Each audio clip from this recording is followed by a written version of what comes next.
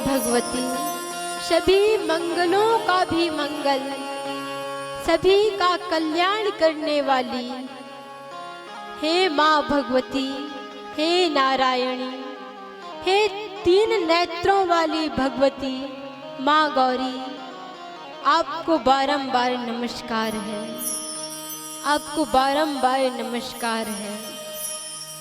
इस प्रकार से 13 श्लोकों में स्तुति की मनु ने।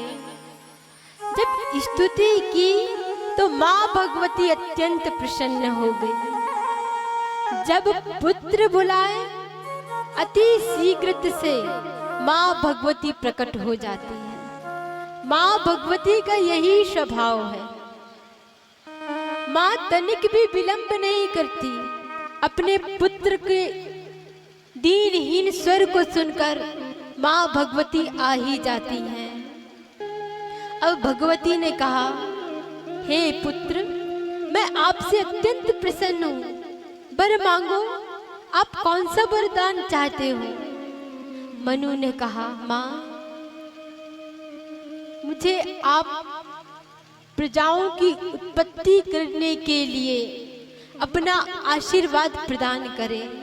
हे माँ, मैं ब्रह्मा जी की आज्ञा से सृष्टि का कार्य करने के लिए एक निमित्त मात्र सहयोग प्रदान करना चाहता हूँ। हे माँ, सबसे पहले आपका आशीर्वाद चाहिए, वरदान चाहिए।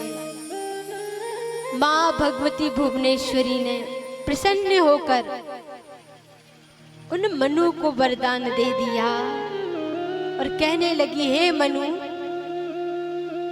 आप मानवों की उत्पत्ति करने वाले ब्रह्मा जी के पुत्र और मेरे दुलारे मनु हो, और जो आगे आपसे सृष्टि की उत्पत्ति होगी, जो प्रजाओं की उत्पत्ति होगी, वो प्रजा मानव कहलाएंगे। तो हम सभी कौन हैं? मानव है। तो यहाँ पर भगवती ने बड़ा सुंदर कहा, हे मनु, जो आपने मेरी स्तुति की है, यदि कोई भक्त मेरी ये इन स्तुतियों का दिन रात से समय समय पर गान करे, तो मैं उसका यश पुत्र धन वैभव का वंश का भंडार कर दूंगी। भगवती बोली अत्यंत प्रसन्न होकर। इतना कहकर सुंदर आशीर्वाद देकर माँ भगवती अंतर्ध्यान हो गई। अब यहाँ पर मनु ने तपस्या करके आशीर्वाद वरदान प्राप्त कर लिया, किंतु उनको चिंता हुई। ब्रह्मा जी के समीप गए।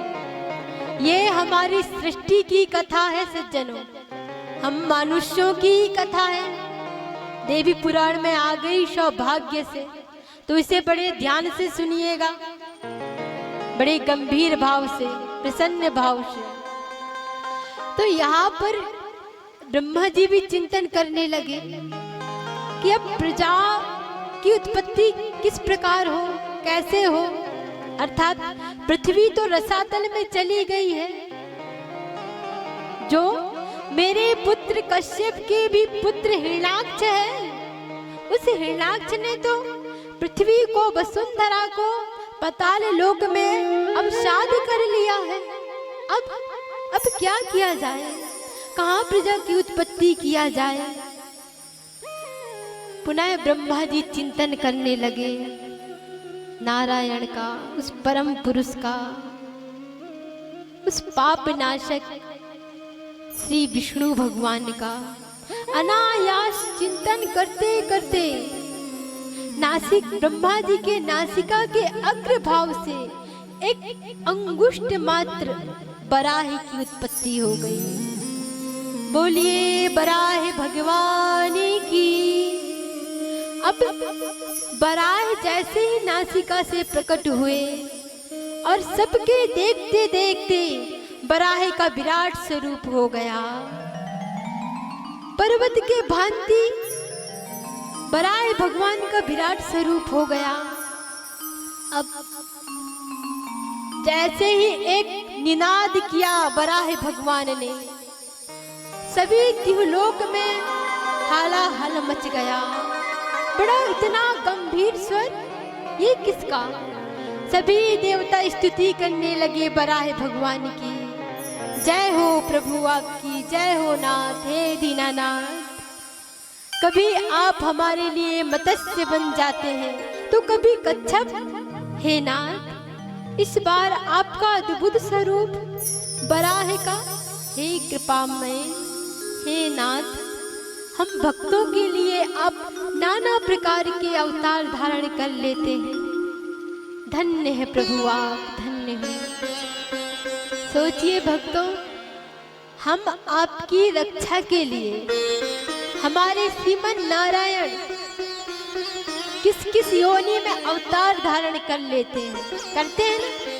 और हम क्या करते हैं? उन्हीं नारायण को भूल बैठे हैं, है ना। बहुत से मनुष्य भूल बैठे हैं, यहाँ तक कि हम भोजन भी बनाते हैं तो भगवान को उस भोजन का भाग प्रसाद के रूप में नहीं पवा पाते।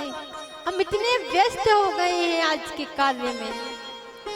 भले हम 1-2 घंटा दूरभाष में समय व्यतीत कर लेंगे, चलचित्र देखने में समय व्यतीत कर लेंगे, किंतु भगवान की समीपता, इस पर कभी चिंतन किया है? करके देखिएगा चिंतन कि हम कितने कैसे प्राणी बन गए हैं आज के समय में। तो यहाँ पर वराह भगवान ने कहा, हे देवताओं, आपको चिंता करने की कोई आवश्यकता नहीं है। अरे, आपको तो भगवती का चिंतन करना चाहिए सदा। तब वराह भगवान पाताल लोक रसातल में प्रवेश करते हैं और समुद्र देव ने हाथ जोड़ लिया, कहने लगे, नाथ, हम पर भी कृपा करें। तब उन समुद्र देव पर कृपा करके वराह भगवान ने समुद्र में जितने भी जीव जंतु थे किसी को हानि नहीं पहुंचाया। बड़े प्रेम से अपने हाथों से, हस्त कमलों से उनको यत्र तत्र अपने हाथों से कर देते हैं, कर रहे हैं। और भूमि के सबसे नीचे पाताल लोक चले गए, रसातल में चले गए और उस लोक में हिरण्याक्ष को देखा। हिरण्याक्ष का और वराह भगवान का बड़ा विशाल युद्ध हुआ जल के भीतर ही, किंतु भगवान ने प्रतिज्ञा कर ली थी, इस दुष्ट का वध करके मैं अपनी प्रिया पृथ्वी को, वसुंधरा को इससे मुक्त कर दूंगा। और यही किया, उस हिरण्याक्ष से युद्ध करके उसका वध कर दिया। वराह भगवान ने वध कर दिया हिरण्याक्ष का और अपने हाथों से, हस्त कमलों से पृथ्वी को उठाया जो जलमग्न हो चुकी थी। उस पृथ्वी को उठाकर अपने मुखार बिंद में स्थान दिया और जब स्थान दिया और ऊपर की ओर आ गए, अब पृथ्वी को यथा योग स्थान पर विराजित कर दिया ब्रह्मांड के सुंदर भाग्य में। सज्जनों, अब भगवान ने यहाँ पर अपनी सुंदर सुंदर लीलाओं का वर्णन करना प्रारंभ कर दिया और पृथ्वी माता एक एक करके भगवान से प्रश्न करती है और वराह भगवान उसका प्रति उत्तर देते हैं। वहीं से भक्तों ने, व्यास जी ने बड़ा सुंदर पुराण की उत्पत्ति कर दी। कौन सा पुराण? वराह पुराण। अर्थात जो वराह भगवान के मुख से जो ब्रह्म शब्द की उत्पत्ति हुई है वही वराह पुराण है। और इसकी मुख्य श्रोता उन वराह भगवान श्रीमन नारायण की अर्धांगिनी भूदेवी वसुंधरा हुई। तो इस प्रकार से पृथ्वी माता का उद्धार हुआ। और यहाँ पर मनु जी ने बड़ी सुंदर ब्रह्मा जी के कहे अनुसार प्रजाओं की उत्पत्ति करना प्रारंभ कर दिया। मनु के 2 पुत्र हुए, उत्तानपाद और प्रियव्रत। प्रियव्रत जी सबसे बड़े पुत्र हुए और छोटे पुत्र हुए उत्तानपाद। उनकी कन्याएं भी हुई 3, आकुति, देवहूति और प्रसूति। बड़ी दिव्य कन्याएं हैं ये। अपने आप पुत्री होने का सौभाग्य मानती हैं। और मैं सत्य कहूं ना, पुत्री हो तो तीनों देवियों जैसी, आकुति जैसी, प्रसूति जैसी और देवहूति जैसी, भक्ति में सदा निरत रहती हैं।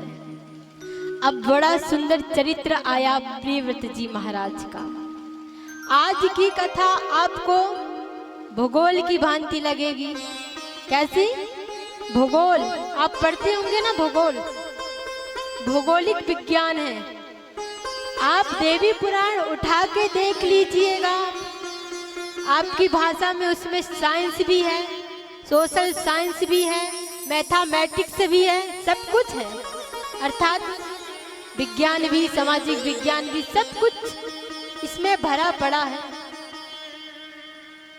तो सज्जनों, यहाँ पर प्रियव्रत जी महाराज बड़े सुंदर राज्य करने लगे। मनु ने अपना राज्य प्रियव्रत जी को दे दिया और चल पड़े माँ भगवती की तपस्या के लिए, अपना जीवन सार्थक बनाने के लिए।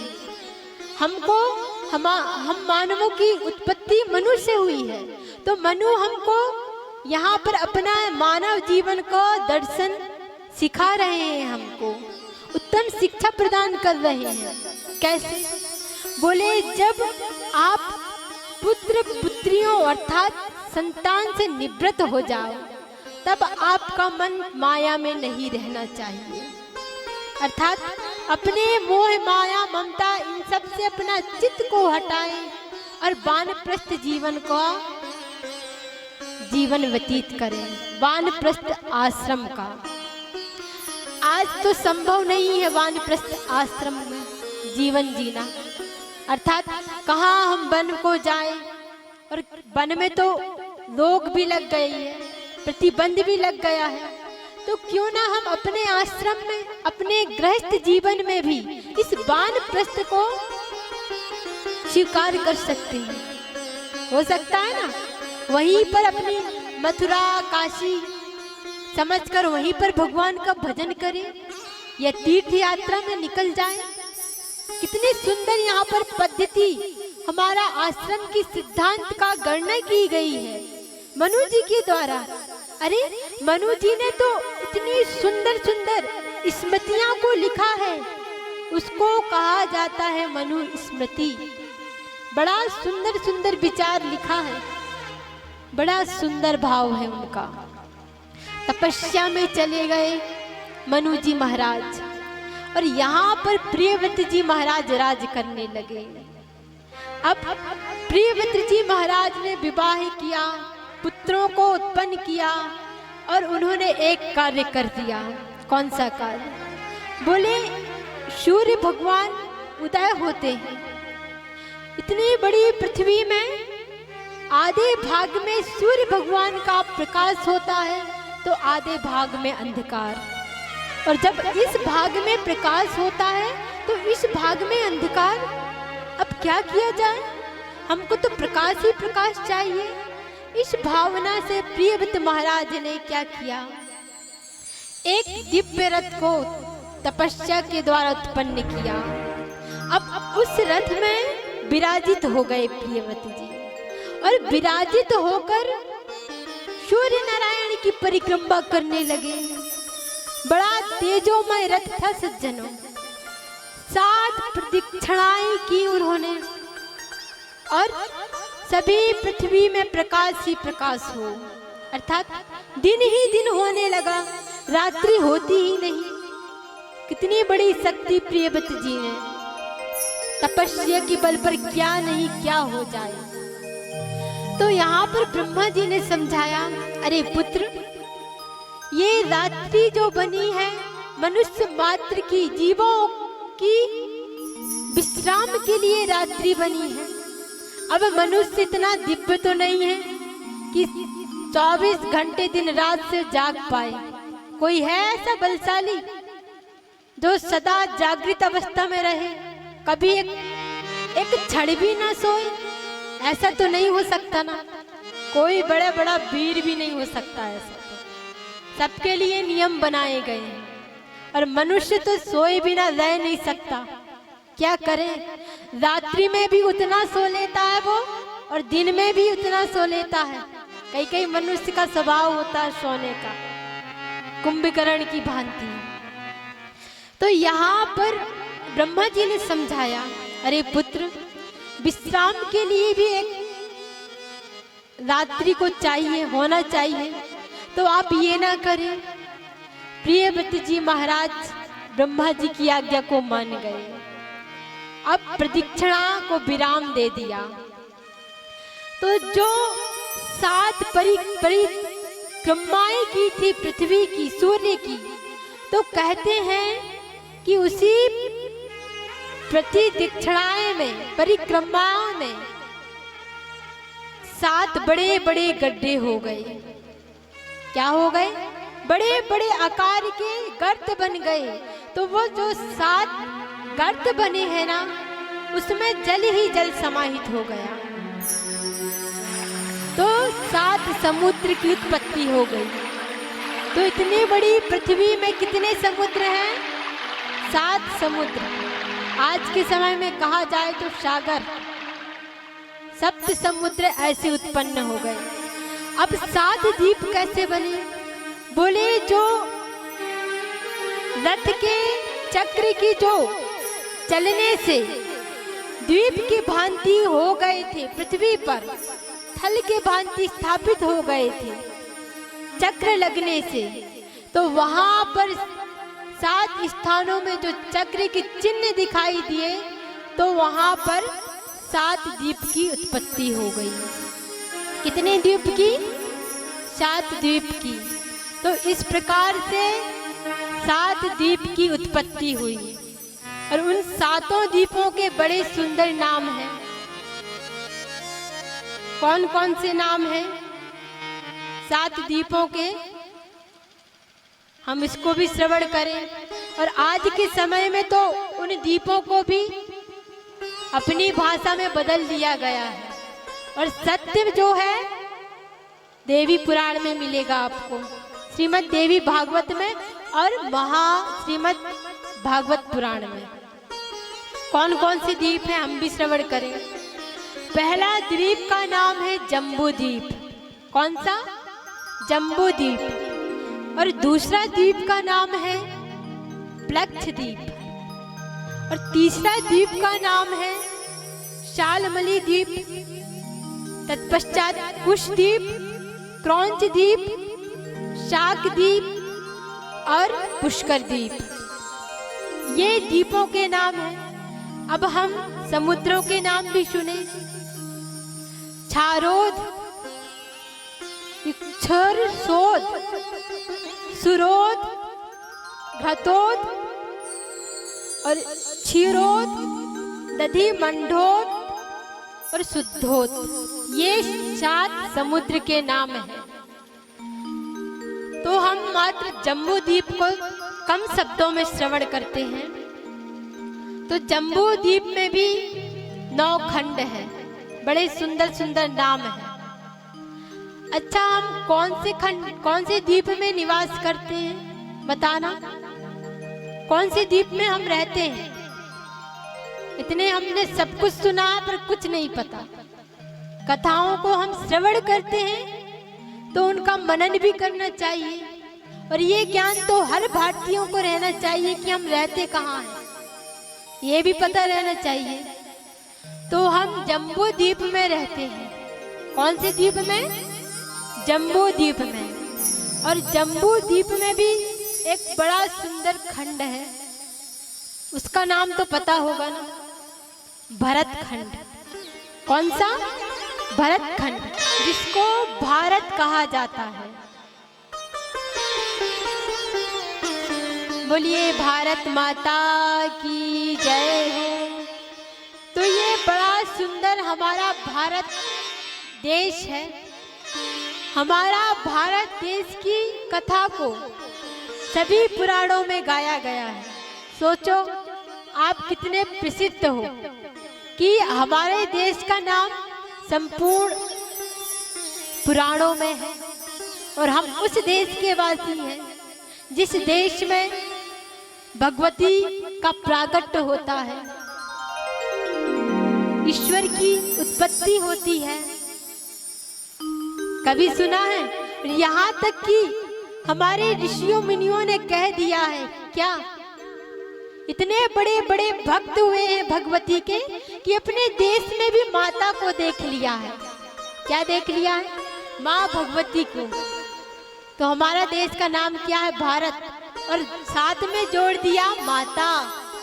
बोलिए भारत माता की। हमारे बड़े धन्य भाग्य है कि हम भारत भूमि के निवासी हैं। और हमारी भारत भूमि को क्या कहा गया है? तत्रापि भारतम वर्षम कर्म क्षेत्र मुशंति ही। अर्थात हमारे भारत देश को कर्म क्षेत्र कहा गया है। इस देश में श्री कृष्ण अर्जुन को गीता को श्रवण कराते हैं। इसी देश में माँ भगवती अन्यत्र रूप में अपने सुंदर सुंदर स्वरूपों से क्रीड़ा करती है। कभी राधा के रूप में, कभी पार्वती के रूप में, तो कभी जगत जननी जानकी के रूप में। तो ऐसा हमारा देश है और हम आपसे यही प्रार्थना करते हैं, कितना सुंदर भारत माता में निवास करते हैं, तो हम भी भगवती की जैसे ही हमारे आचरण होना चाहिए, हमारी वेशभूषा होनी चाहिए। किंतु आज क्या करें? पश्चात संस्कृति ने आपको जो अपनी ओर आकर्षित कर दिया है, किया है क्या? नहीं किया है ना? बड़े दुर्भाग्यशाली हैं वो मनुष्य जिन्होंने पाश्चात्य संस्कृति के विचारों को अपनाया है और उन वेशभूषा को भी अपना ग्रहण किया है। सभी से मैं एक ही वचन कहना चाहती हूँ कि अपनी सनातनी परंपरा को मत भूलो, हमारी वेशभूषा को मत भूलो, माथे का तिलक मत भूलो, हमारे वेशभूषा पहनावा को मत भूलो, यहाँ तक कि हमारे आचरण को मत भूलो। ऐसा हमारा देश है। भारतवर्ष हमारा प्यारा, अखिल विश्व से न्यारा है। संपूर्ण विश्व की आत्मा हमारा भारत है। सोचो, हम वो देश की निवासी हैं जहाँ पर गौतम, पारणी, वशिष्ठ जैसे बड़े बड़े संत की उत्पत्ति हुई है। ऐसे भारत देश की निवासी हैं और हर किसी को भारत देश में निवास करने को नहीं मिलता। जिसके पाप पुण्य बराबर हो, समभाव है, उसी को भारत भूमि में स्थान मिलता है।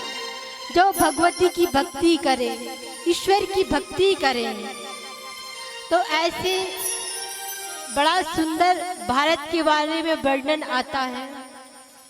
तत्पश्चात जन्मेजय कहने लगे, हे नाथ, बहुत सुंदर प्रसंग लगा, आपने बहुत ही सुंदर कथा को श्रवण कराया है।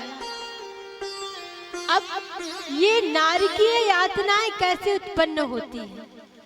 अर्थात जो नरक है ये कहाँ है? बड़े बड़े मनुष्यों से भूल हो जाती है और वो नरक में चले जाते हैं। तो ये नरक है कहाँ? व्यास जी कहने लगे, अपने विचारों के अनुसार, अपनी श्रद्धाओं के अनुसार, अपने कर्मों के अनुसार मनुष्यों को यातनाएं दी जाती हैं। यदि मनुष्य सत्कर्म करेगा तो उसे स्वर्ग मिलेगा, यदि मनुष्य पाप करेगा तो उसे नरक मिलेगा। तो ये नरक पृथ्वी के नीचे दक्षिण दिशा में जो यम का द्वार है, उस स्थान पर अवस्थित है नरक। वैसे नरक सहस्त्रों हैं, किंतु मुख्य रूप से 28 बताए गए हैं। हम कल सुनेंगे नरकों के बारे में।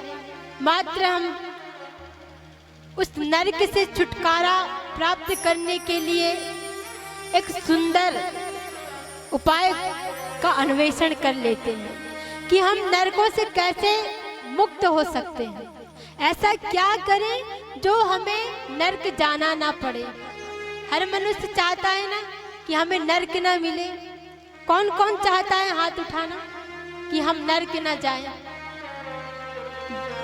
जो उठाएगा हम उसी को समझेंगे कि ये नरक नहीं जाएगा, और जो हाथ नहीं उठाएगा समझो नरक जाएगा। कौन कौन जाएगा नरक, कौन कौन नहीं जाएगा? सभी के हाथ ऊपर उठ गए। तो उसके लिए क्या करना पड़ेगा हमको? एक भी पाप नहीं करना चाहिए, और सदा यदि पाप भी हो गए तो माँ भगवती की शरणागति को प्राप्त कर लो और पश्चाताप कर लो। और ये कहाँ मिलेगा बताइए? कहाँ पर मिलेगा कि माँ भगवती की शरणागति प्राप्त कर लो? ये दिव्य ज्ञान कहाँ मिलेगा? बोले सत्संग में। कहाँ पर? सत्संग। जो सुंदर अभी सभा लगी हुई है, जो सुंदर भगवत श्रीमद् देवी भागवत को श्रवण कर रहे हैं, यही सत्संग है। उस सत्य का संग करना ही सत्संग है। आइए हम भी सत्संग के बारे में तो जान लिया, अब सत्संग करेंगे तो हम भी नरकों की यातनाओं से मुक्त होते रहेंगे। अब आगे बहुत सुंदर व्यास जी ने राजा जन्मेजय को कथा को श्रवण कराया।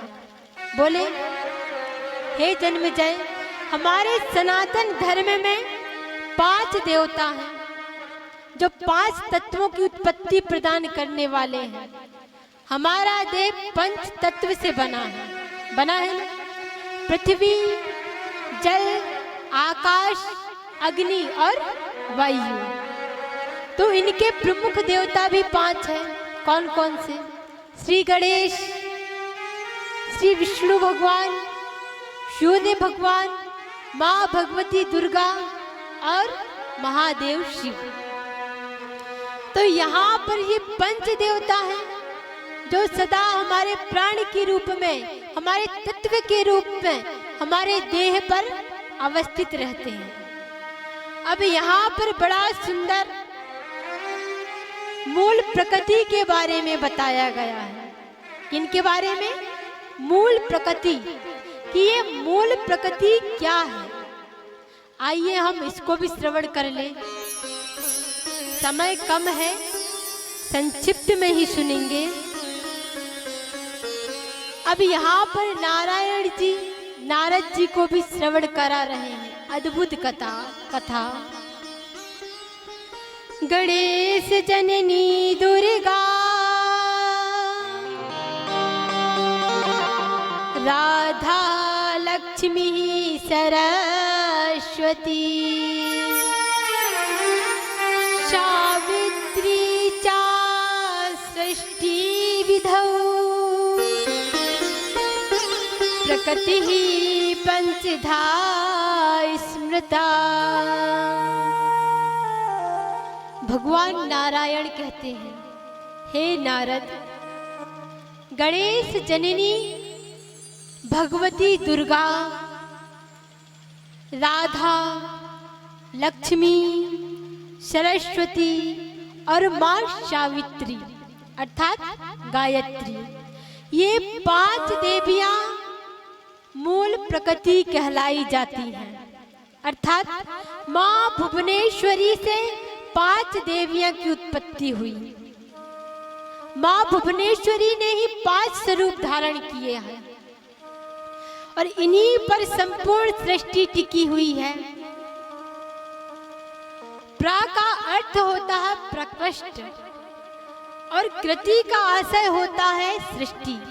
अर्थात जो सृष्टि करने में प्रवीण हो वह कहलाती है प्रकृति।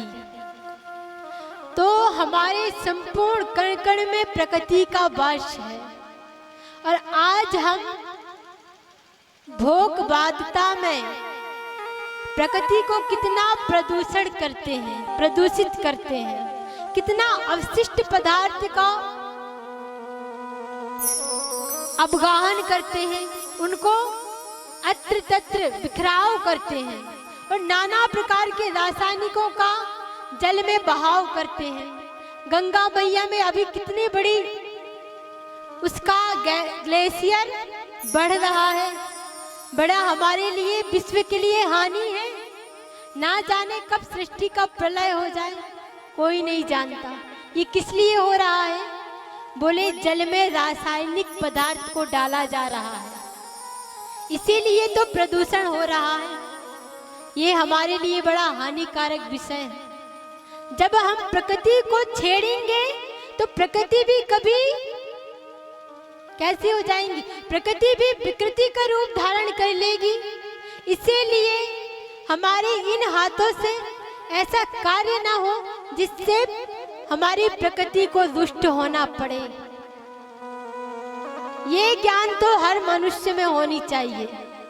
स्वच्छता कोई करना नहीं चाहता, मात्र बिखराव, अपशिष्ट पदार्थों का बिखराव ही चाहता है। चाहे बाह्य रूप से देख लो, चाहे मन के भीतर रूप से देख लो, सबके भीतर अपशिष्ट पदार्थ ही है। मन की विचारों की गंदगी, ये भी तो अपशिष्ट पदार्थ से कम नहीं है। और बाह्य रूप से देखो, इतने बड़े बड़े रासायनिक पदार्थों का उपयोग कर रहे हैं, चाहे हमारे कृषि कार्य में हो जा, चाहे औद्योगिक कार्य में हो जा, ये प्रदूषित कर ही रहे हैं। और फिर भी मानव कह रहे हैं कि प्रकृति कितनी क्रूर हो गई, प्रकृति के बारे में कोई नहीं जान सकता। 3 शक्तियों के साथ कभी भी ऐसा बर्ताव ना करें जिससे हमसे 3 शक्तियां रूठ जाए। कौन कौन सी, इसके बारे में भी जान ले हम। पहली है प्रकृति। कौन सी? प्रकृति। इस प्रकृति के साथ छेड़छाड़ ना करें। यदि प्रकृति के साथ छेड़छाड़ करोगे तो आप भी गर्त में गिरोगे। इसीलिए प्रकृति के साथ कभी छेड़छाड़ ना करें। और दूसरी कौन सी? अपनी जननी, चाहे अपनी जन्मभूमि हो, चाहे अपनी माता हो, इनके साथ कभी दुर्व्यवहार ना करो। अपने माता पिता के साथ, नारी शक्ति के साथ, नहीं तो सदा सदा के लिए जब वो रूठ गई तो ईश्वर भी रूठ जाएंगे, वह पराम्बा भी रूठ जाएगी। अब तीसरी क्या है? हमारी संस्कृति, हमारी सत्य सनातन संस्कृति से कभी छेड़छाड़ ना करो। यदि उनसे छेड़छाड़ करोगे तो आप मानव मानव नहीं कहलाओगे, आप मानव के रूप में दानव कहलाओगे। यदि आपने अपनी संस्कृति को विस्मृत कर दिया हो तो। इसीलिए ये मूल प्रकृतियों का सदा सम्मान करो, इनकी आराधना करो। बड़े बड़े देव इन 5 प्रकृतियों की आराधना करते हैं। उनके क्या क्या नाम हैं, उनके नामों के बारे में भी जान लें। पहली माँ भगवती श्री गणेश जननी दुर्गा। बोलिए भगवती गणेश जननी दुर्गा की। ये दुर्गा स्वतः भगवती ने ही रूप धारण किया है। सर्वाधिष्ठात्री देवी सा सर्वरूपा सनातनी। कौन है ये? साक्षात सनातनी भगवती है ये। और ये भगवती शिव स्वरूपा है, सभी का कल्याण करने वाली है। हमारे सत्य सनातन श्री गणेश जी की जननी है। अब दूसरी भगवती है माँ लक्ष्मी देवी। ये लक्ष्मी देवी भगवान नारायण की परम प्रिय धर्म पत्नी है। उनकी अर्धांगिनी है। संपूर्ण ऐश्वर्य शक्ति को प्रदान करने वाली भगवती माँ लक्ष्मी है और इनका स्वभाव बड़ा सरल है। कभी भी यदि आप नारायण के भक्त हो तो कभी भी नारायण से बिलक नहीं करती, ऐसी भगवती। यहाँ तक कि नारायण की अन्य भी धर्म पत्नियां हैं, हम सुनेंगे कल कथा में, उनसे भी ईर्ष्या नहीं करती भगवती लक्ष्मी। यदि आज कोई पति की पत्नी की दो पत्नी हो जाए ना तो आपस में कितनी कलह करती है। कहते हैं ना कि नारी को यदि काष्ठ की भी शवत स्वाद स्वीकार नहीं होती है, वैसी माँ लक्ष्मी उनसे हटके है, सबसे अपनी सौतनों से भी प्रेम करती है। बड़ा मधुर स्वभाव, सरल स्वभाव है और इनका स्वभाव बड़ा प्रिय लगता है। माँ लक्ष्मी ऐसी है। अब सरस्वती संपूर्ण विद्याओं को देने वाली है, प्रज्ञा प्रदान करने वाली ऐसी माँ भगवती सरस्वती है, जिसका संबंध सीधा परब्रह्म परमात्मा से है। अब भगवती माँ गायत्री, जो सावित्री ही कही जाती है, ये बड़ी सुंदर देवी है। कहते हैं कि ये ब्राह्मणों का तेज है। क्या है? तेज है, कुल देवी है ब्राह्मणों की। यदि गायत्री जिस मनुष्य से रुष्ट हो जाए ना तो उसका सर्वनाश हो जाता है, उसका तेज क्षीण हो जाता है, जीवन धारण करने की उसमें क्षमता ही नहीं रहती। ऐसी माँ भगवती गायत्री। और ये देवी पुराण आप श्रवण कर रहे हैं, ये पूरी गायत्री मय ही है। बोलिए भगवती माँ गायत्री की